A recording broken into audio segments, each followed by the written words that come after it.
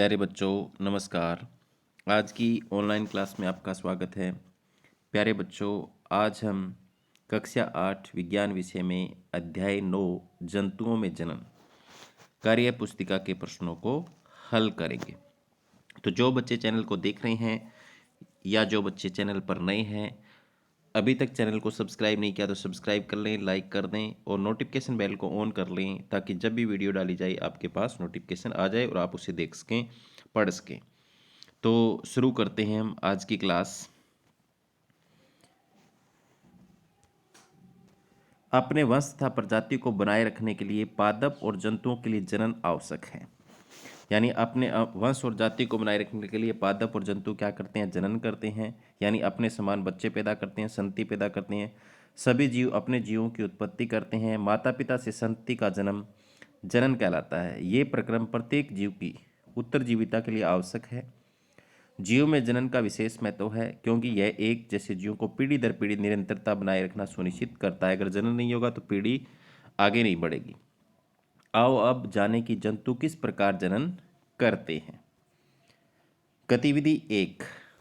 तुम अपने परिवेश में पाए जाने वाले कुछ जीव जंतुओं के माता पिता व बच्चों के चित्रों को नीचे ध्यान से देखो। व समूह से उनके आवास, रंग, रूप, आकार, शारीरिक संरचना आदि पर चर्चा करो। तो पहले चित्र में आप देख सकते हैं, यहाँ पर एक माता जो है वो अपने बच्चे को गोद में लिए हुए, हाथ में लिए हुए है।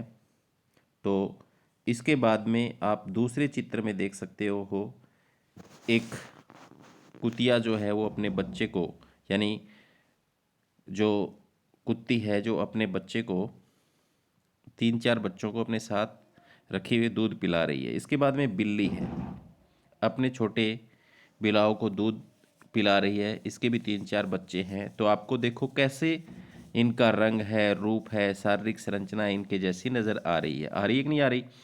आगे है एक गाय जो है वो अपने बछड़े को दूध पिला रही है। तो आप इस चित्र में देख सकते हैं।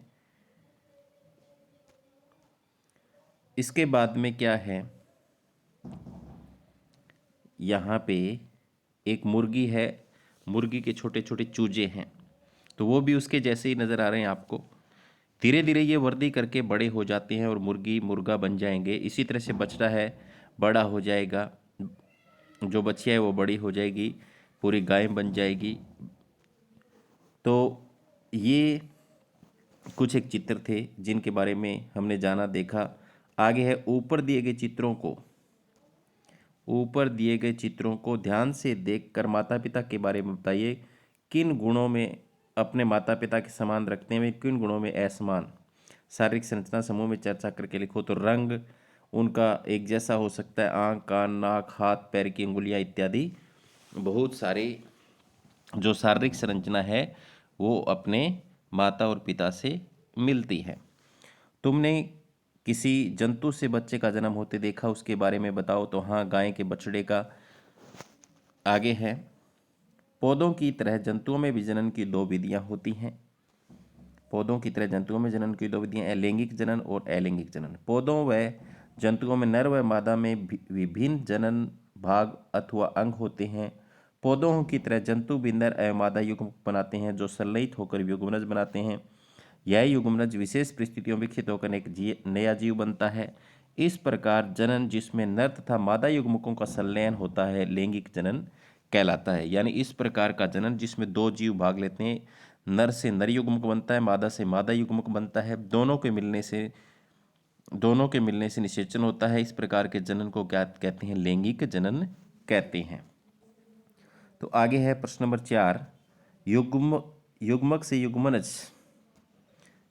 से युग्मनज बनने की प्रक्रिया को अपने शब्दों में उदाहरण सहित समझाओ। जनन प्रक्रम का पहला चरण शुक्राणु और अंडाणु का संलयन है। जब शुक्राणु अंडाणु के संपर्क में आता है तो इसमें एक शुक्राणु अंडाणु के साथ संलयित हो जाता है, निषेचन कहलाता है, जिससे युग्मनज बनता है। जैसे मनुष्य में नर युग्मक शुक्राणु है और मादा युग्मक अंडाणु है, जिसका वर्णन मैंने यहाँ पर किया। नर जनन अंग का नामांकित चित्र बनाइए। तो प्यारे बच्चों, पेज नंबर 101 पर आपकी किताब में दिया हुआ है। आप नर जनन तंत्र का नामांकित चित्र देखकर यहाँ पर बना सकते हैं। आगे है शुक्राणु का निर्माण किस भाग में होता है? तो शुक्राणु जो होते हैं नर युग्मक जिसको हम कहते हैं, ये क्या है? शुक्राणु नर युग्मक जो हैं वो कहाँ बनते हैं? ये वृषण में बनते हैं। मादा युग्मक का नामांकित चित्र बनाइए। तो यहाँ पर चित्र बना हुआ है, नामांकित मैंने कर दिया। ये अंडवाहिनी है, ये अंडाशय है, ये गर्भाशय है। ठीक है, आगे चलते हैं। अंडाणु का निर्माण कहाँ होता है? तो प्यारे बच्चों, अंडाणु का निर्माण तो होता है अंडाशय में और निर्मोचित होते हैं अंडवाहिनी में। यहाँ पर नीचे लिखा हुआ देखो, नर जननांग में एक जोड़ा वृषण, 2 शुक्राणु नलिका था, 1 शिशन लिंग होता है। अगर आपसे पूछी जाए नर जननांग के भागों के नाम बताओ, तो देखो यहाँ पर लिखा हुआ 1 जोड़ी वृषण, 2 शुक्राणु नलिका, 1 शिशन। वृषण नर युग्म को उत्पन्न करते हैं जिन्हें शुक्राणु कहते हैं। वृषण लाखों शुक्राणु उत्पन्न करते हैं। हर शुक्राणु में कोशिकाओं के सामान्य संघटक पाए जाते हैं। मादा जनन के बारे में लिखा हुआ है, 1 जोड़ी अंडाशय होता है, अंडवाहिनी डीम वाहिनी तक गर्भाशय होता है। अंडाशय मादा युग्म को उत्पन्न करता है, लिखा हुआ है देखो, ऊपर वाले प्रश्न का उत्तर मिल गया, जिसे अंडाणु डीम कहते हैं। मानव स्त्रियों में प्रति मास दोनों अंडाशयों में से किसी एक अंडाशय के एक विकसित अंडाणु था डीम का निर्मोचन अंडवाहिनी में होता है। गर्भाशय का वह भाग जहाँ शिशु का विकास होता है। शुक्राणु की तरह अंडाणु भी एक एकल कोशिका है, यानी शुक्राणु भी एकल कोशिका है और अंडाणु भी एक एकल कोशिका है। आगे है देखो, नीचे दी गए चित्र को ध्यान से देखो। यहाँ पर नीचे दी गए चित्र को ध्यान से देखो, तो अंडाणु के निश्चित युग्मनज बनने की प्रक्रिया को अपने शब्दों में लिखो। ये यहाँ पर शुक्राणु है, इसको मैं छोटा करके दिखा देता हूँ। यहाँ क्या है? ये शुक्राणु है और ये अंडाणु है। इन दोनों के मिलने से देखो ये निषेचन होता है और क्या बनता है? युग्मनज बनता है। इसको अपने शब्दों में लिखना है। तो प्रश्न संख्या 4 का जो उत्तर है वही उत्तर इसका होगा। ठीक है, तो यहाँ आप लिख सकते हो उसको, प्रश्न नंबर 4 का जो उत्तर है वही यहाँ लिख देना। चित्र में शुक्राणु को देखो, शुक्राणु यद्यपि बहुत सूक्ष्म होते हैं, प्रत्येक में एक सिर होता है।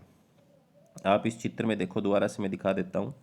ये जो चित्र आपके सामने देखो, इसमें ये एक सिर है, ये एक पूँछ है, तो बहुत सूक्ष्म होते हैं, पर प्रत्येक में एक सिर, एक मध्य भाग, एक पूंछ होती है। विभिन्न जंतुओं के अंडे का आकार अलग अलग होता है। अंडाणु अति सूक्ष्म हो सकते हैं, जैसे कि मनुष्य में बहुत बड़े भी होते हैं। जैसे कि मुर्गी में अंडे, शुतुरमुर्ग का अंडा सबसे विशाल होता है। आगे वह निषेचन जो मादा के शरीर के अंदर होता है, आंतरिक निषेचन कहलाता है, जैसे मनुष्य, गाय आदि। वह निषेचन जिसे में नर एवं मादा युग्म का संलयन मादा के शरीर के बाहर होता है, बाह्य निषेचन कहलाता है, जैसे मछली, मेंढक इत्यादि। नीचे कुछ जीव दिए गए, उनमें होने वाले निषेचन के आधार पर छांटो। मनुष्य, मेंढक, स्टारफिश, कुत्ता, बिल्ली, बंदर, मुर्गी, कबूतर, चिड़िया, मछली, भेड़, बकरी, भैंस, गाय। तो इसमें वह निषेचन जो मादा के शरीर के बाहर होता है, आंतरिक निषेचन कहलाता है। इसमें से आपको छांट करके भरना है। किसमें जो निषेचन होता है वो बाह्य होता है। जैसे यहाँ पर मनुष्य है, मनुष्य के बाद में कुत्ता है, कुत्ता आप लिखेंगे यहाँ पर।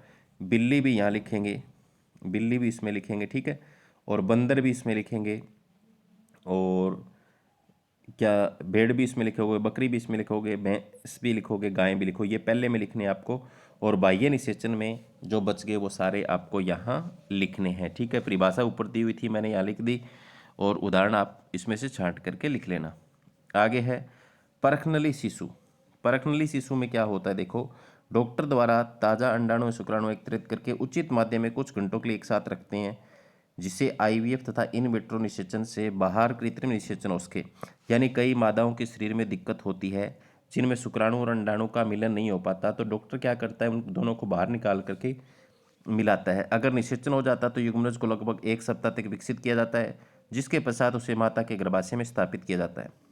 माता के गर्भाशय में पूर्ण विकास होता है तथा शिशु का जन्म सामान्य शिशु की तरह ही होता है। इस तकनीक द्वारा जन्मे शिशु को परखनली शिशु कहते हैं। यह मिथ्या नाम है क्योंकि शिशु का विकास परखनली में नहीं होता, होता तो मादा के शरीर में ही है, लेकिन उसको 1 सप्ताह के लिए बाहर मिलाया जाता है।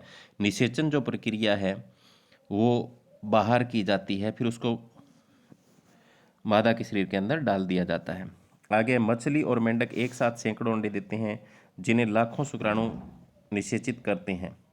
सारे अंडों का निषेचन नहीं हो पाता, वह नया जीव बन पाते हैं। इस वाक्य पर समूह में चर्चा करें। कई बार क्या होता है, क्योंकि सभी अंडों से शुक्राणु का मिलन नहीं हो पाता, कुछ अन्य जीवों को भोजन भी बन जाते हैं। सभी अंडे निषेचित नहीं हो पाते और सभी से नया जीव नहीं बन पाता।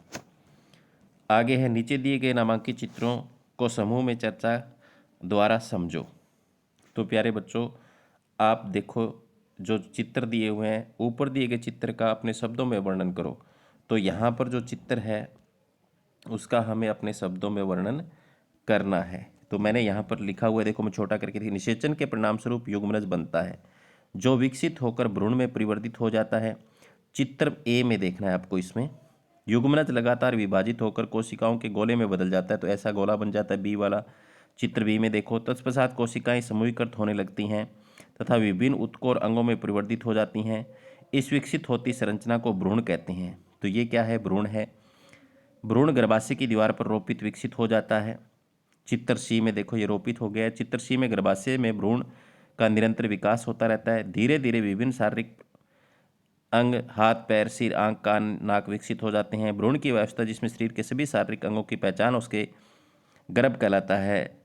जब गर्भ का विकास पूरा हो जाता है तो मादा जो है वो शिशु को जन्म देती है। तो एक बार फिर से मैं यहाँ इसको बड़ा कर देता हूँ ताकि आपको देखने में आसानी हो जाए।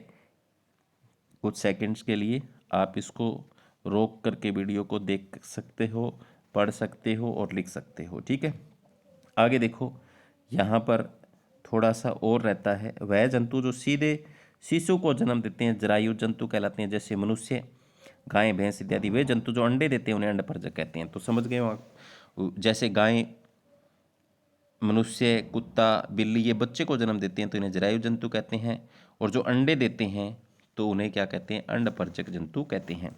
तो आपको क्या करना है? नीचे दिए गए प्रश्न नंबर 11 में जंतुओं को जरायुज, अंडभरजक के आधार पर छांटो और लिखो। तो मैंने यहाँ पर जो जरायुज है उन पर निशान 1, 2, 3, 4, 5, 6, 7, 8, 9 और 10 नंबरिंग करके वो लिख देना। बाकी बचे हुए इसमें लिख देना। ठीक है, आगे चलते हैं। नेक्स्ट, मेंढक के जीवन चक्र का चित्र बनाओ। तो प्यारे बच्चों, मेंढक के जीवन चक्र का चित्र आपकी किताब में पेज नंबर 106 पर दिया हुआ है, आप देख करके बना लेंगे।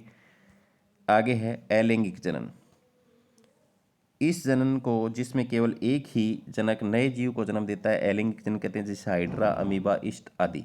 यानी लैंगिक जनन में दो जीवों की आवश्यकता थी। नर से नर युग्मक बनता था, मादा से मादा युग्मक, लेकिन यहाँ पर एक ही जीव से नया जीव बन जाता है, उसे अलैंगिक जनन कहते हैं। तो यहाँ पर नीचे कुछ चित्रों, जीवों के चित्र दिए गए, उनकी जनन विधि को चित्र बनाकर पूरा करें तथा नाम लिखें। तो पहला जो चित्र है प्यारे बच्चों, ये जो है अमीबा है। अमीबा में जो जनन की विधि है वो होती है अलैंगिक जनन। अलैंगिक जनन की द्विविखंडन विधि होती है। कौन सी विखंडन? द्विविखंडन। तो अमीबा है, पहले ऐसे इस तरीके से लंबा होता है, उसका केंद्रक भी लंबा होना शुरू हो जाता है, फिर केंद्रक दो भागों में बंट जाता है और फिर अमीबा दो भागों में बंट जाता है। तो इस प्रकार से द्विविखंडन होता है। आगे है प्लाज्मोडियम। तो प्लाज्मोडियम में बहुविखंडन होता है, इसमें बहुत सारे टुकड़े हो जाते हैं और फिर देखो अलग होकर के जीव बन जाते हैं अलग अलग। हाइड्रा में क्या होता है? एक सिरे पर उभार बनना शुरू, जिसे मुकुल कहते हैं, और ये मुकुल होकर नया जीव बना लेता है। तो मुकुलन विधि होती है हाइड्रा में। और जी ये प्लेट वर्म है, इसमें द्विव आधारित द्विखंडन होता है। ये यहीं से बंट के दो जीव बन सकते हैं, या यहाँ से बंट करके दो जीव, यहाँ इस तरीके से बंटता है, ये बीच में से ऐसे टूट जाता है और दो जीव बन जाते हैं। तो प्यारे बच्चों, आज की क्लास में इतना ही। उम्मीद करता हूँ कि आपको समझ में आया होगा। धन्यवाद।